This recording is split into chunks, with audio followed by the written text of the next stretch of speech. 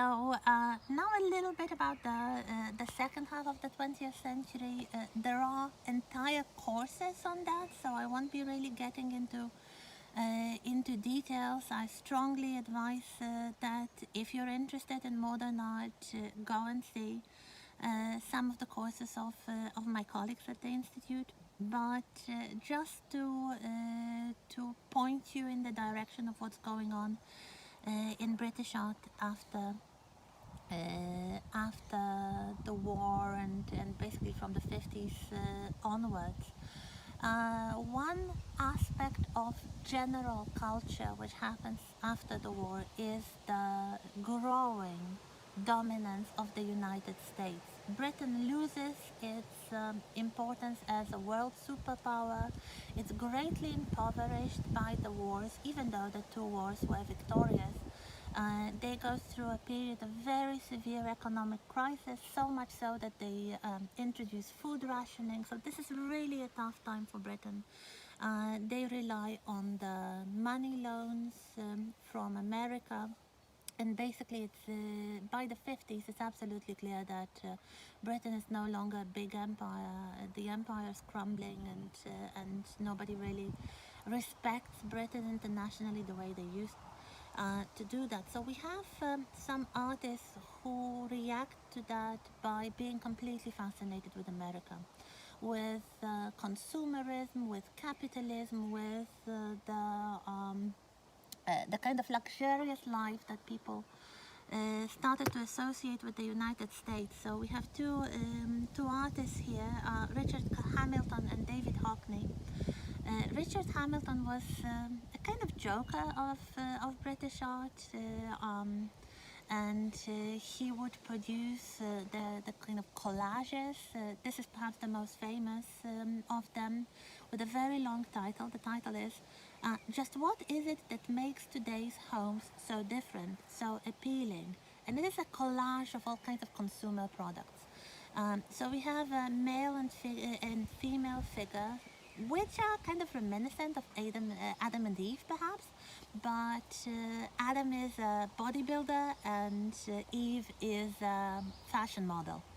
So they are beautiful people, obsessed with looks, obsessed with consumption, and they are shown in an interior crammed with all kinds of fashionable products of the time. The artwork was made in 1956, so just as this fascination with America was at its peak. So we have all kinds of consumer products and fashionable objects that people wanted to have in their homes, and this is what was really different and appealing and modern and luxurious, and this is what everybody wanted. What they wanted was, in one word, America. So here we have Richard Hamilton trying to bring America to Britain to kind of cheer people up and let them forget about the war, about the horrors and traumas and all that. David Hockney, one of the most commercially successful artists of the second half of the 20th century in Britain, went as far as to go to America and basically paint there and be inspired by the California lifestyle with swimming pools and palm trees and all the beautiful, rich houses that everybody wanted. He was gay, so he was fascinated with this kind of gay subculture that he found in America. So he would go there and paint beautiful people swimming in swimming pools. So here we have a portrait of the artist, also called Pool, with two figures showing the artist himself admiring someone swimming in a private swimming pool in some rich California residence. So this is what he was really fascinated by, and something that made him a very rich man. He started selling his works for a lot of money.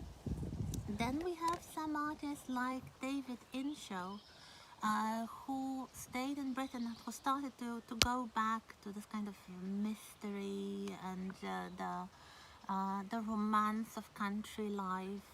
Probably his most successful painting would be called The Badminton Game. If you watched the documentary, A Picture of Britain, this was shown there along with some other works by David Inshow. So we have two young women playing badminton on a lawn in something that looks like a kind of country garden in England, probably in the Cotswolds or somewhere around that. So it's not that everybody went to America. And then we have the continuation of the abstract art trend, probably with the most successful and famous artist in this type, Patrick Heron. He was one of the artists that settled in St. Ives, so one of those Cornish artists. So you don't see a lot of this in his art because he mostly dealt with abstractions. But if you look at the rich colors, if you look at the intensity of the colors, the blue and the kind of sunny, flowery reds and yellows that he uses. Perhaps there's the inspiration with the light of Cornwall, with the light that looks almost Mediterranean. So you didn't have to go to California. You could have your own little bit of the Mediterranean light in the south of England, and especially in St. Ives. And the last artist I would like to draw your attention to is again the artist who was not originally British, and his name tells a lot, Lucian Freud. He was a relative of the famous Dr. Freud, and of course much has been made from that. If I remember, he died not long ago, just a few years ago, and of course, his artwork have been interpreted by all kinds of art critics and historians as psychoanalytic. Because if you are called Freud, what else can happen? He was mostly interested in the nudes. You might say that he follows Stanley Spencer in this respect. Here we have one of the nudes that he made. But if you just Google Lucian Freud, you will see a lot of naked bodies shown very candidly, with no apparent idealization. So we have realistic bodies, vulnerable bodies shown as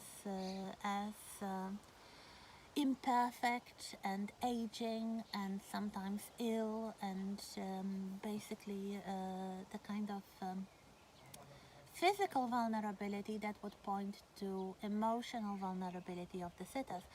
What is interesting is that he sometimes painted himself in the nude. So if you Google Lucian Freud's self-portraits, you'll also see his own naked body exposed and aging and vulnerable.